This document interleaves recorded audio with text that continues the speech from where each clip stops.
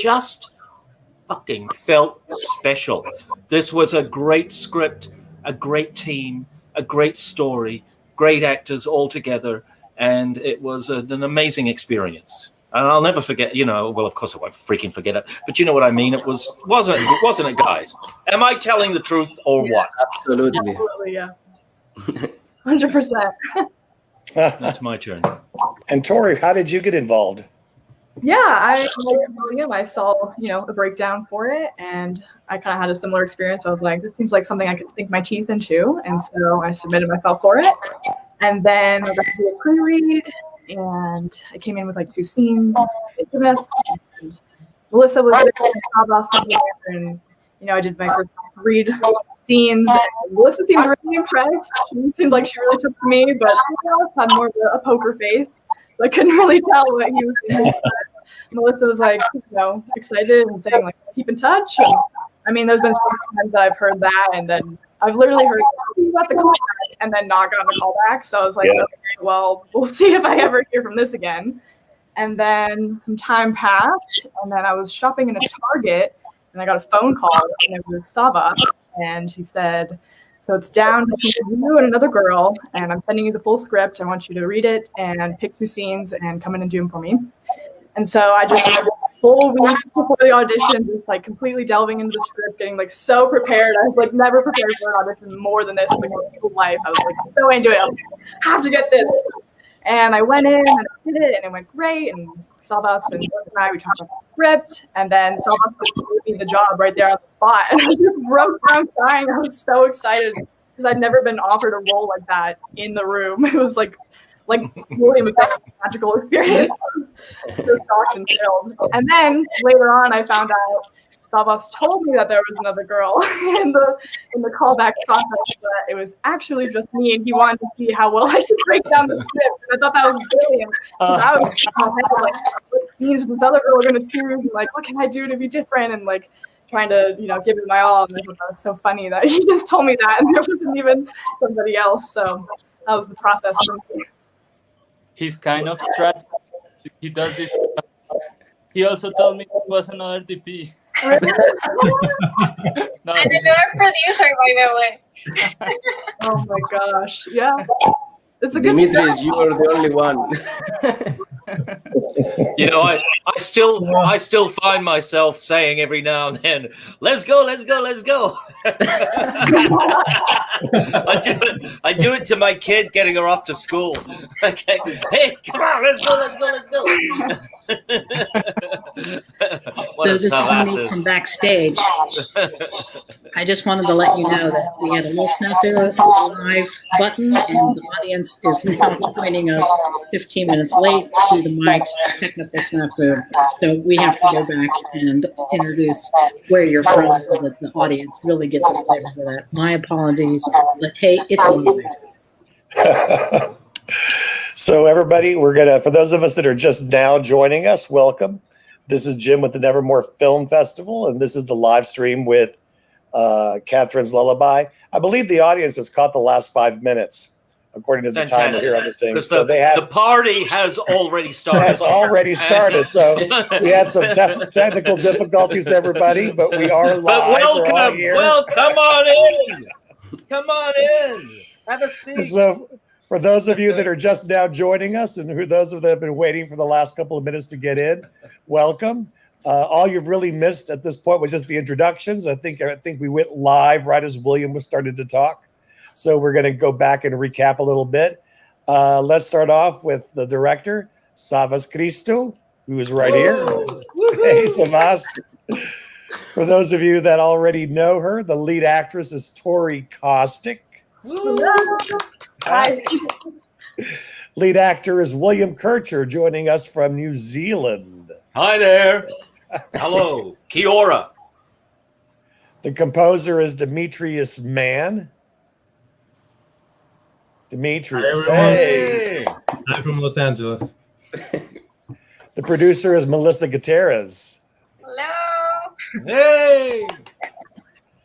And the director of photography is Manuel Velasquez. Hi. And Manuel, you're in did you say Colombia? Yeah, in Bogota, Colombia. Yeah. In Bogota. Hi. So everyone, we're just gonna, we've already started a little bit of the conversation, but let's just keep it going. We were having a great time. Tell me some of the funny stories that happened behind the scenes that was going on while the film was being shot. Actually, having heard everybody's stories, I wanted to share the story of how I got to meet Savvas. It was actually on a different panel where I was talking about film and music. And then Savvas had a question, and his question was, can you have a film, can you make a film without music and without a composer? So he did give me a hard time a little in the very beginning. And I think maybe one of the reasons why he chose me, because I was the only one who actually said, yes, you can make a film without music. And one of my favorite films, actually, Deliverance, has no score besides the dueling banjo scene. So we got to talk after that, and I guess, we figured things out, and I was able to change his mind. Yeah, that was surprising because the whole time, like since pre-production, he was saying the movie is not gonna have sound. He sends me the first rough song, and I'm like, wait. What? I remember that. I'm hearing music. What is it? Well, all right. Process. So it was not going to have a score. It was not going to have sound. What was that? Score, I Well, think. initially, I wanted to make a very uncomfortable movie with no music, only the sound of sound effects and all that stuff. But then I changed my mind.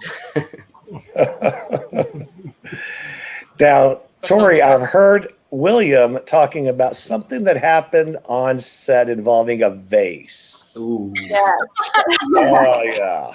We have a scene where it's like a fight scene, and we have this prop vase, and I'm supposed to pretend to hit him over the head with it. But about on the third take or so, I accidentally really hit him in the head with it, and it shattered, and it looked great on camera, but it was not supposed to happen. Later. What? It's a surprise for both of us. It was really, really funny. It was insane, actually, because the vases were made especially to break, but they were made to break against walls, not against heads. So that said to me, typical freaking director. Said, "Oh, we got the wrong vases. They're ones that only," or Melissa, you might have said it. They're only made to break against walls because we didn't get the thin sort that you could break against your head.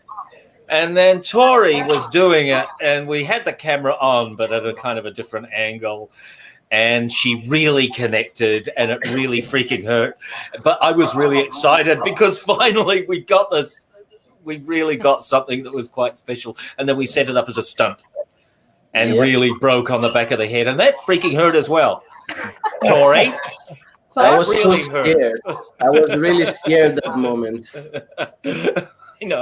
Actor down. Lawsuit. You'll be hearing from my lawyer. Young man. We have someone in it was great. We have someone in the comments saying, I thought the way you used sound in this was extremely effective. It conveyed her anxiety and fear and dropped off as soon as you realized that there was no buildup. I thought it was excellent. Yeah, and that's a good time to mention Javad Emami, the editor and the sound designer. He's fantastic. He was going to be here, but he couldn't. So thank you, Javad, if you're listening.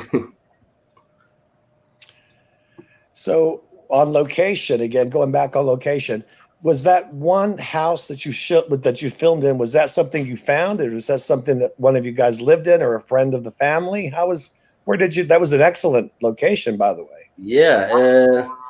We took how many trips, Melissa? 5? Like 5 trips to Brightwood. Looking at every single house that you can think of. Finding really interesting people. Finally, we found one, and we were very lucky. I think that like every single piece of Katherine and Lullaby just like worked together. Like I'm a believer, and I think that everything just worked perfect. And you know, like the owner of the house was like, "Yeah, let's do it," and the deal for it. It was the house where we were living as a crew too. So that was the location and our like, house. So it was very interesting to have the whole crew living together. Felt like a reality show, creating a movie and also like a movie in the crew because it was kind of some tension there sometimes. But yeah, interesting. It was. One of the most exciting things was that. Look, because what I said earlier, and I'm going to reiterate, it's true. Sometimes you do a project where everything just kind of magically comes together, and that is actually centered usually around somebody like Savvas, who can pull a team together. And the house was incredible as a location. It could not have been more perfect for the movie. The big fence all the way around it, it had the size, and the house became a character in the movie, which is actually just fucking fantastic yet again, Savvas. So thank you, and Melissa, for finding that place. It was amazing. Beautiful.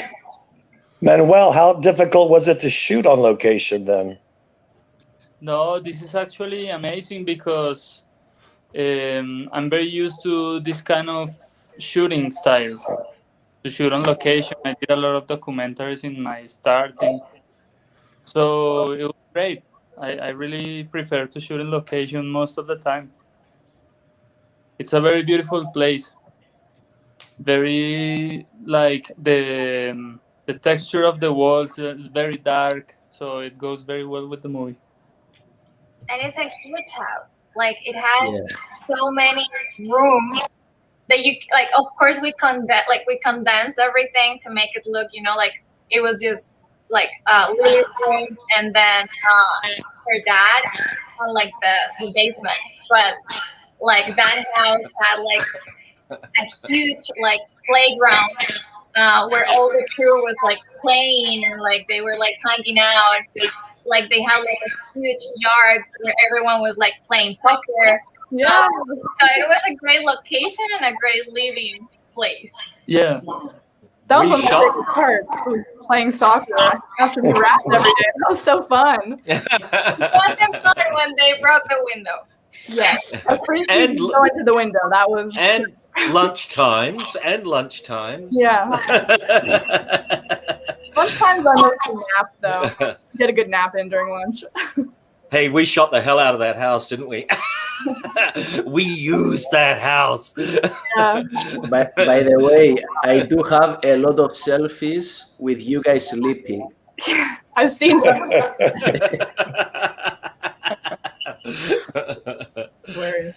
Someone's asking, how long were you in the house for? We shot 18 days and we were like 3 weeks there. 3 weeks. We had 2 days of prep and then 1 day of prep. So 21 days in the house. Javier mentions here, writes, the house was definitely key in the story and all the surroundings. The location was a total hit. Hey, Javier. Shout out to Javier. He's our script supervisor. Yeah. And we had that one pool table in it, so we got to have that little rap party after. That was super fun. In the frat house, as we called it. Well, watching the film, there's a lot of physicality involved in these roles that you guys had to go through, both, you know, the entire cast. What was that like to go through all of the running and all of the, I mean, there was just so much physical action happening throughout that film. Tell us a little bit about that process, Tori and William. Yeah, it was definitely a lot of running for me. So before I shot it, I was, you know, working on my running, trying to get in shape and be ready for it. It was my first time working with the stunt coordinator, with our stunt coordinator Stanford, so that was a new experience for me. But yeah, it was exhausting. I didn't expect it to be so like physically draining. Like it's kind of the thing where like your mind knows you're acting, but your body doesn't. And so every day I was just like, oh, but it was definitely worth it. I spent a lot of time pretending I could run and then recovering from. There was a lot of things. The thing is that it's once again the spirit of something like this, because it's a bit like making a Kiwi film, actually. And so, because you're such an intense little team, Tori and I went to places that normally I've worked with actors, and Tori, thanks to you, darling, because you are a fabulous actor that throws yourself into the role. Some people would go, oh, no, don't do that, don't, I might get hurt, But Tori and I, we just threw ourselves into it. We were just so bloody into smashing each other up. Falling and doing it for real. We loved it. Yeah, I was really lucky as a director having these two guys. Like, it was amazing, guys. Thank you. We just wanted to go there, We just saw and we just thought, okay, you fall over, you get hurt.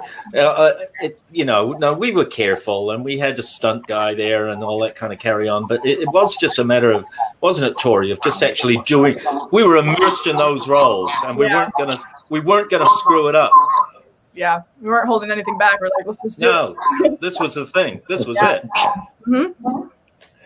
Well, Kevin Marshall writes in and says, praise for William Kircher for nailing the alternately protective / paternal and unhinged / inappropriate aspects of Evan.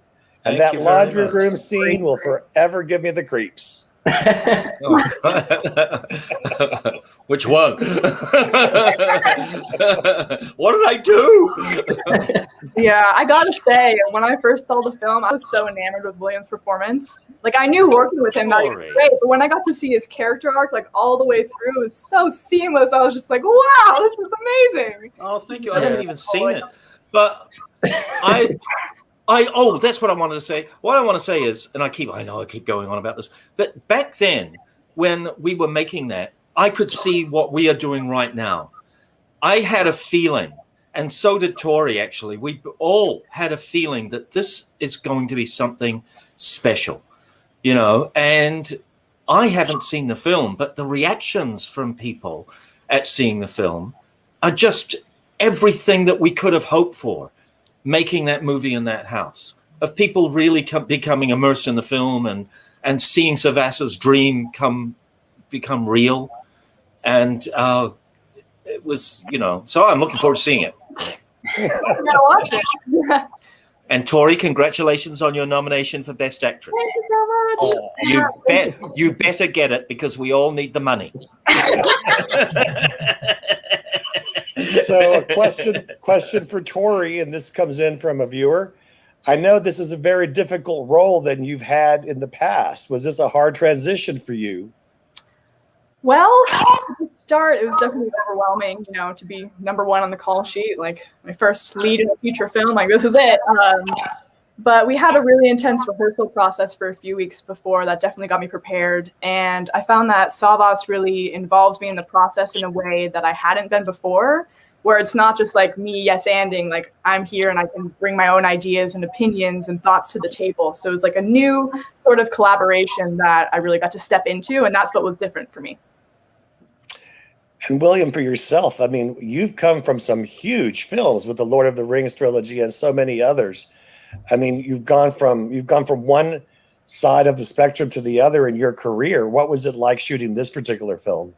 Well, I've already said most of it. Yeah, I just absolutely loved it, every inch of it, because it called on the intensity of working in that house for 3 weeks, called on your absolute experience as a person and as an actor. It really gives you a chance, that intensity, to discover something. And right from the start, when I spoke to Savvas, right from our early conversations, I just knew he was going to magic. He just had, I looked into his past and saw he won all these awards, and I think this fucking guy is going to go places. And the script right from the start, everything was just felt right. And so I just, it was a great experience. I mean, being in the freaking Hobbit was an amazing experience, amazing 4-year experience. But sometimes it doesn't matter about the size of the film. It's to do with and it's not to do with the money either. Luckily, it's to do with you as an artist being able to explore, working with such lovely, lovely, talented, incredible people that are all completely focused.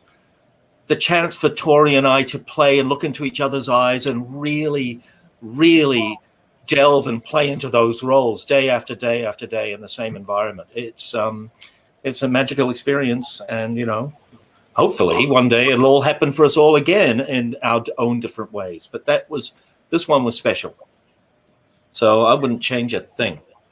Wow. Well, let's not go into any spoilers here for those that are watching that have not seen the film or not seen the ending. But let's talk about that ending a little bit without being too spoilery. Yeah, how can we do this? That was without revealing anything, it is those last 15 minutes that really, at least for the Nevermore committee, it's those last 15 minutes that really bring in the film into focus. It's when the aliens land. That's another film, actually. Sorry. I think Robert Woods is in here watching from Perth, and he's with an ideal host, and that is actually the same concept. But seriously, that ending, phenomenal ending. Did not see it coming. I don't think anybody could have predicted where the film was going. And again, not wanting to spoil anything, the concept.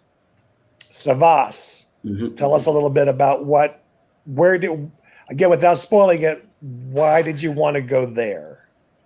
Oof, that's a tough question. But, like the condition that the character has, it's a real condition.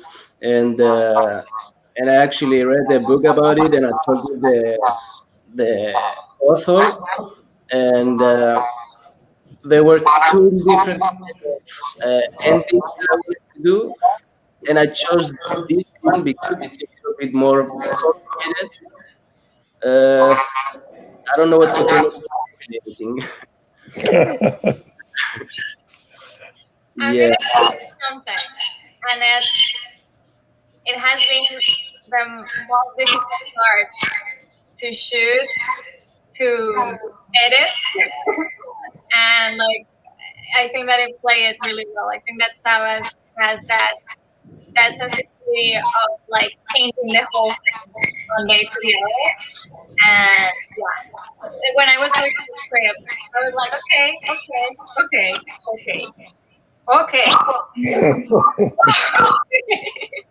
And Savvas was like, what do you think about it? And I was like, I was expecting something like this from you, but you nailed it. By the way, I want to say something before, like William said. I was really happy for William to be on set, because when I was nervous, he made me not be nervous, because he was joking all the time. Everybody was like, "Oh, we're behind, we're this, we're that." But William is always, fun, and he was a great addition to the movie. I agree. Sunshine personality every day on set. Shut up. We were only there for one reason. We're all in Wrightwood every day from bloody 6 a.m. till freaking 11 at night, living, breathing that film.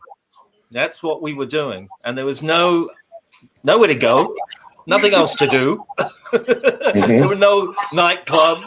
There was a bar, but and that was part of the magic. So what was the hardest scene to film? Oh, that's a tough one. Well, to me, it was Tori? There's a few ones I'm trying to pick. Oh, that many. With no spoiling. It has to be a scene at the beginning. Right. Everyone got hard. Everyone, I know, twist their ankle or like something happened. And the first and second day that were like exteriors, like shooting in the middle of the forest, everyone was just like falling, and I was like, oh my god, another person is gonna get hurt. Like I was just suffering from everyone, like just like tripping on like everything, and Tori had to like run a lot in the forest. So I think that one was really hard for me as a producer, thinking like we are in day 2 and we can like lose our actress. It was hard. Yeah, those first 3 days out in the forest, I was like laying on the floor and getting all these scratches and all the leaves and all the twigs and all that. I was like, all right, here we go. But yeah, I don't know. There were a few scenes that were definitely high intensity emotion. And so through the process, I really got to like learn how to manage my energy, and like I had other scenes in the morning, how to turn those high intensity emotions on the back burner and turn them down to a sizzle until it was time to bring them out. So that was definitely something that was difficult, but a really, really valuable experience for me on this. And William, do you have any memories? I do. A tough scene was the scene outside in the car, in the driveway, because the car alarm going off, the most obnoxious freaking car alarm you could possibly imagine in the world, in this quiet little mountain town. And nobody knew how to turn it off. Remember that whole process to turn the bloody thing off? You have to get in, turn the key, turn the light, and we'd all run screaming. There was also when the power went out, if you guys remember that. Oh, the generator. That's right. Oh, that's right. That's right. Yeah. They closed the power down in Wrightwood. Yeah, we lost 3 hours. I have to say something, and it's like the character has a diary, and like she writes everything. I have a diary on production issues that we had each day. One of those was like, okay, we don't have electricity, and we weren't informed, and we were calling the owner of the house like, we don't have electricity.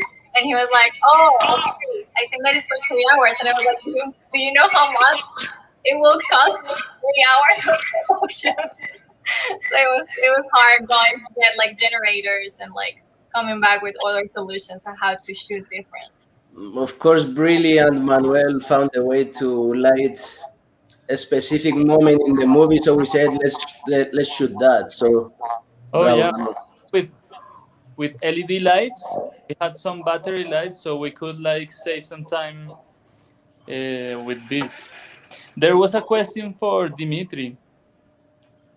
Would you like to talk a little bit about your process, Dimitri, and where you drew inspiration from for the score? Oh, yeah, sure. When we first started talking with Savvas, we both agreed that this particular film didn't have, our approach would not feature any long themes besides the one main theme that was actually played on the piano as the source music as well. And we discussed early on about creating a very unique sonic environment, which is something that I always do when I start a new project. So besides the thematic or motivic identity of the project, I really feel it's very important to have a unique sonic environment. So I always start by creating a lot of sounds from scratch, and sounds that will become the life of the characters and or the places, because we discussed with Savvas that we wanted the house to be a character as well, and for certain scenes we wanted to score with that point of view. More specific in terms of the sounds that we wanted, we knew early on we wanted some metallic sound, both unpitched that we're going to use as percussion, and pitched but slightly out of tune. So you'll hear a lot of bell-like sounds. And we wanted it to feel a little like a cell, like a bird cage, but also a little surreal, like a dream catcher. And another thing that we discussed was having pitch shifting sounds that feel a little like a constant downward spiral. What else? We also played with piano sounds a lot. I experimented with different room placements, far away sounds to the isolation, and up close for Evan's craving of intimacy, wanting to have his daughter back. What do you think, Savvas? Anything that you had in mind? I think I really missed coming to your studio and doing music, man. It was great. Like we actually wanted the music to be by character, and like as Dimitri said, every room has to have a different kind of sounding. So I think that was the main idea. Yeah. We have about 10 minutes left, and I thought, well, this is the first time that you guys have been together as a reunion. Why don't I hand this over to you guys? Are there any questions that you guys, now that you're together for the first time, have always wanted to ask each other? Ooh. You guys, why don't William, you've got that grin on your face. I knew it was going to be you. So what's your next? Savvas, what's your next film? You mentioned it when we spoke yesterday. You said you've got something really freaking exciting happening. Oh yeah. Are we allowed to know about that? Well, I've been writing a lot, and I have this script that I really love, and I'm trying to raise the money for it now, but I'm in a good way. So let's hopefully, I don't know, in a year from now, maybe we can start shooting. It's a psychological thriller with a little bit of horror elements, but yeah. Everything takes 2 years with you, Savvas. It's 2 years to get the freaking film made, and then it's 2 years for it to get it perfect before you release it. I actually love that. I think that's fantastic. You were in no hurry. You wanted to get it right. That's true. Like on editing, we took our time, because me and Javad, we've seen it so much, so we wanted to take a break, like a month or two, not watch the movie and then come back and fix stuff. So I wanted to be perfect. It's my first movie, and we worked really hard, so it had to be perfect. So yeah. Your attention to detail there paid off. Hey Tori, so how's New Mexico, and what are you doing? It's good. It's colder here than I expected. When I drove over from California and we drove through a snowstorm, I was like, what? How long have you been there? Just a few weeks, actually. Oh, okay. Getting settled and starting to audition, and yeah. Is it quite a healthy, because that's a big change from LA, because you've been building your career there and done stuff. I mean, is there a good film kind of industry there? Yeah, there is. The screen industry? Oh, okay. I'm coming too, and it's exciting. I just wanted to change a pace, and now I feel like the right time, and so I made the move. And is the weather good? Yeah, it's getting warmer, but it has been snowing the past few weeks, which I'm not used to at all. No. Bundling up, but it's good. Yeah, we haven't had a very good summer here. It's been really gray. It's gray today. I don't know if you can see. Oh my God. That's a see. It's gray. What a horrible view. I'm so sorry, William. The house, don't get excited. The house needs about $1 million spent on it, but the view is insane.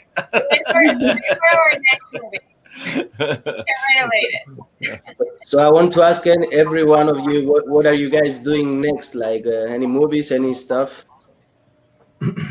I'm looking for a job.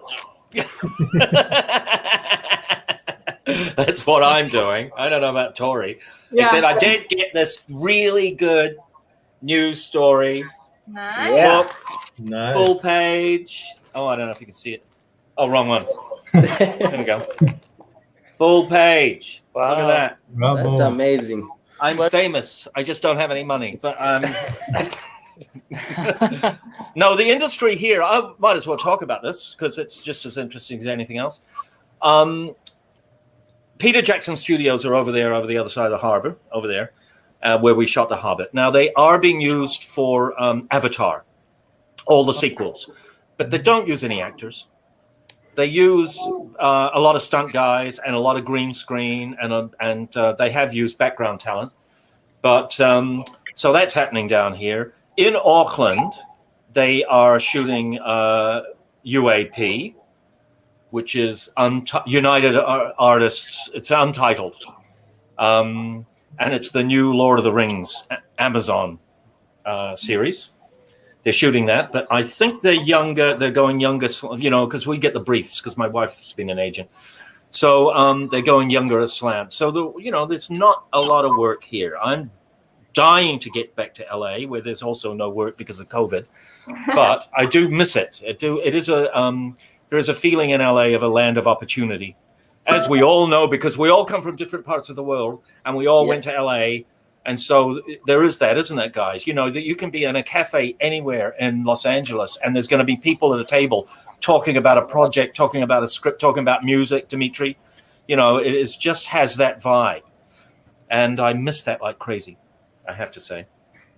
But there's bits and pieces happening. Looks like a question popped up in the feed about would you consider to shoot in another language? That goes for the team. Yeah. Hell yeah. Looks like Javier came up with that one. Any language you freaking want. Yeah, be pretentious and say the language of cinematography. Very good. Well, for me, I will shoot a movie in Greek for sure. But if I hang out more with Manuel and Melissa, maybe in Spanish too. I don't know. Yeah. Does shooting it in Kiwi count? Sure. Because we talk a bit different, mate. We talk like this. G'day, how are ya? You doing all right? Good on you, mate. I mean, everyone was speaking Spanish on set, so I think that everyone picked it up a little bit. Yeah, there was a lot of Spanish on set, wasn't there? Yeah. So as we round out this conversation, any last words that you guys have to say to each other or to the fans or to your newfound audience that's now watching this film around the world? Well, I just want to say, because some people reached out and they said good things, so thank you guys if you're listening. It gives us great, positive energy to make more, and thank you for that. And I hope you really enjoyed the movie. I will say, I think that learning from the experience and learning from Savvas, just don't be afraid to produce, Sometimes people get scared to do their first film, but just determination. I think that Savvas was very focused and brought us together to be as focused as he was, and don't be smart with your first movie. I think that's how it was great, just choosing a 2-character, 1 location type of movie. So in the point of a producer, you have more to play when there is a smaller budget, but at the same time a really strong story. So I will say choose your story and make sure that you just keep going. You don't wait for the perfect set, don't wait for the perfect crew. Everything is gonna get together if you just believe it and just go for it, Be ambitious, but at the same time be realistic with what you can do. And another thing I wanted to mention is that thank you everybody on set, every production side of the movie. You guys are fantastic. And Jim, such a great festival, man. It's Thank you. Fantastic. Really. Thank you. I want to say to people that have watched the film, thank you so much. And please, if you like it, please share and tell people and share it on social media. We need the money. No, it's not to do with the money. It's just that because we put so much of our heart and souls into this thing, we really want it to be like our baby that then goes out into the world and goes places. And so Thank you for your kind comments. And yeah, please tell people. And to Savvas and Tori and Dimitri and Manuel and Melissa, we have got to get together for the Los Angeles theatrical premiere. We just have to. We've got to see each other again, and it's worth it. Mm-hmm. Yeah. So that's what I'd love. All right. Well, thanks to Nevermore. Thanks to Nevermore for having us. Well, I just got to say thank you to Savvas and Melissa for trusting me with this role. I had the most incredible experience, and I'm just so grateful this got to be my first opportunity to have a lead role in the feature. So thank you, guys. It was amazing. You have to wait. All right. Well, thank all of you for taking time out in your busy schedules and in the middle of the night around the world or in the early afternoon, no matter where you're broadcasting from. Thank you so much. Thanks you for Nevermore. As people are saying in the comments, in whatever you do next, we hope you do some more horror and genre movie works and have them submitted to the festival. We hope all of you appear in films in the future that are back at the festival. And much, much success to Catherine's Lullaby, to each of you. Thank you so much. Thanks, Thank you. Bless all of you. Thank you for all of your hard work. It always pays off when the film comes out the way that Katherine Lullaby's turned out. Fabulous. Truly. Kia ora. All right. All right, everybody, let's sign off. And so goodbye, everybody. Goodbye. Love to you guys. Love. Thank you, everyone. Goodbye. All right.